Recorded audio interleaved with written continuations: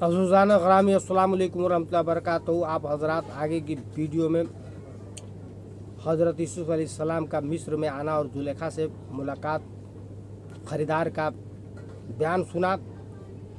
फिर हम आगे भी उनका बयान पेश करेंगे इंशाअल्लाह तबारक तआला। पेश खिदमत है हज़रत शुएब अलैहिस्सलाम का बयान। मुलाज़ा फरमाए, अल्लाहुम्मा सल्ली अला मुहम्मदिन वाला आले मुहम्मद बे अदद कुल्ले ज़र्रती मय्यता अल्फ़ा अल्फ़ मर्रती बारिक वसल्लिम सलातन व सलामन अलैका या रसूलल्लाह। अऊज़ु बिल्लाहि मिनश शैतानिर रजीम, बिस्मिल्लाहिर रहमानिर रहीम, अम्मा बाद। उनका लक़ब हज़रत शुएब अलैहिस्सलाम का लक़ब खातिबुल अंबिया है। खतीबुल अंबिया है इसलिए कि बेहतरीन बोलने वाले और अच्छी ज़ुबान इस्तेमाल करने वाले थे। यह मदईन और मक्का वालों की तरफ पैगंबर बना करके भेजे गए थे। यहाँ के लोग बुत परस्ती के अलावा नाप और तौल में भी इंसाफ से काम न लेते थे। खोटे रुपए और असरफिया चलाते और मुसाफिरों को रास्ते में लूट लेते थे। हज़रत शुएब अलैहिस्सलाम इन लोगों को इन बुरे कामों से बराबर रोकते, लेकिन यह बाज ही नहीं आते थे। सिर्फ वही लोग उन पर ईमान लाए जो किस्मत वाले थे और जिनके पास सूझबूझ थी, और जो बदकिस्मत से उनकी किस्मत में गुमराही लिखी थी वही इन बुरे कामों में बाज न आए। जब हज़रत शुएब अलैहिस्सलाम की दावत आम होने लगी तो शाम देश और उसके आसपास के लोग पूरे चाव के साथ इंसान ईमान लाने के लिए चलते तो उनकी कौम के लोग रास्ते में बैठ करके उन लोगों को हज़रत शुएब अलैहिस्सलाम की पैरवी से मना करते। हज़रत शुएब अलैहिस्सलाम उन्हें आज़ाब के खतरे से भी आगाह करते। कहते, तुम पैगंबरों की नसीहत नहीं मानते हो, गुमराही के रास्ते पर चल रहे हो, लोगों को हिदायत के रास्ते पर चलने से रोकते हो, तो समझ लो अगर खुदा के गज़ब से न डरोगे और उसके हुक्मों पर न चलोगे तो अगली उम्मतों की तरह तुम भी उसके आज़ाब के शिकार हो जाओगे और उस वक्त उनके बचने का तुम कोई रास्ता न ढूंढ पाओगे।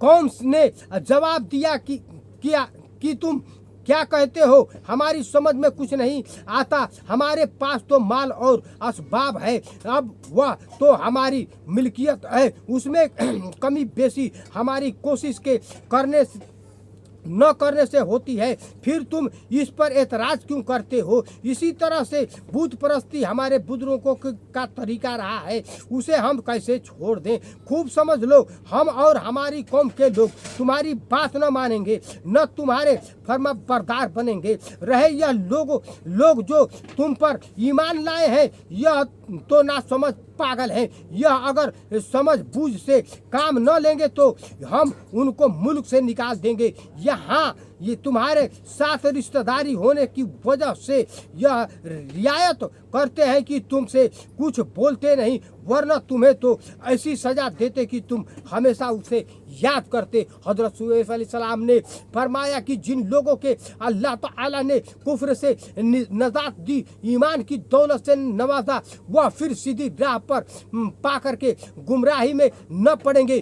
तुम भी कितने बेवकूफ़ हो कि रिश्तेदारी का ख्याल करके मुझे छोड़ देते हो, और वह हस्ती जिसके तुम पर बेपनाह एहसानात है उसे बिल्कुल ध्यान से नहीं लाते। अगर तुम्हारा रवैया यही रहा तो मुझे डर है कि बहुत जल्द खुदा का गज़ब तुम पर नाज़िल होगा और तुम तबाह और बर्बाद होकर के किसी तरफ के न रहोगे।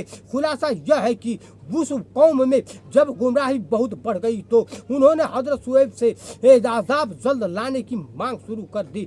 यह रवैया उनका हज़रत शुएब को झुठलाने और उनका मजाक उड़ाने के लिए था। वे कहा करते, शुएब अगर तू अपने दावे में सच्चा है तो अपने अल्लाह का अज़ाब जल्द से जल्द क्यों नहीं लाता, उसमें देर क्यों करता है। आखिरकार आजिज आकर के हज़रत शुएब रज़ी अल्लाह ताला अलैहिस्सलाम ने अल्लाह से दुआ मांगी और उसके आज़ाब का इंतज़ार करने लगे। इस बीच रात दिन तक ऐसी तेज गर्मी पड़ी कि वे लोग गर्मी की ज्यादती की वजह से घरों में ठहरने की ताब न ला सके और उनके घर वालों के साथ और मवेशियों को लेकर के घरों से निकल करके बागों में चले गए ताकि वहाँ की ठंडी हवा से राहत और सुकून हासिल कर सके। अल्लाह तबारक तआला ने जहन्नम की तरफ से इस तरह की गर्म हवा उन गुनाहगारों पर भेजी कि चश्मों का और कुओं का पानी और बदन का खून आग पर रखी हंडी की तरह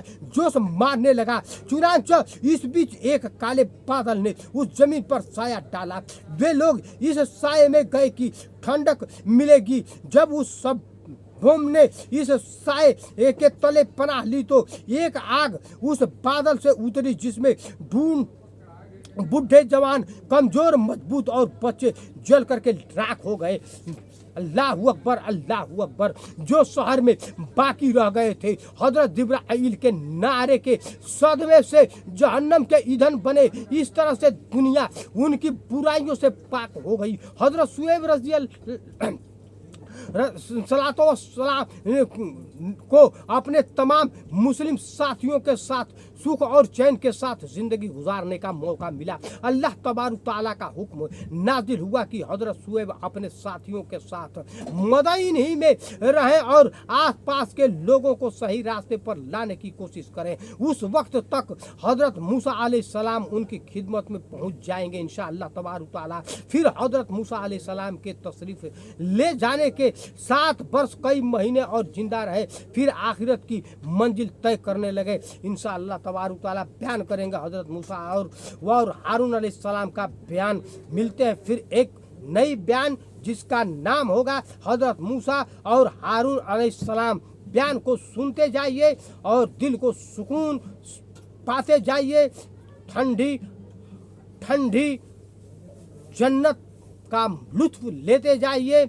हदीस और कुरान हर एक का बयान आप सब हजरात के पेशे खिदमत हम करते रहेंगे। बशर्ते शर्त हम न लगा करके रिक्वेस्ट करते हैं, आप सब हजरात से गुजारिश करते हैं कि सब्सक्राइब, शेयर, लाइक, कमेंट ज़रूर किया करें। इससे आपका कुछ नहीं जाएगा बल्कि हमारा कुछ भला हो जाएगा। और आप अगर दिल से लाइक और सब्सक्राइब और कमेंट आमीन सुभान अल्लाह करते हैं तो अल्लाह तबारक तआला आपसे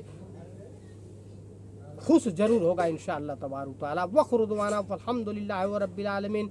अस्सलामु अलैकुम व रहमतुल्लाहि व बरकातहू।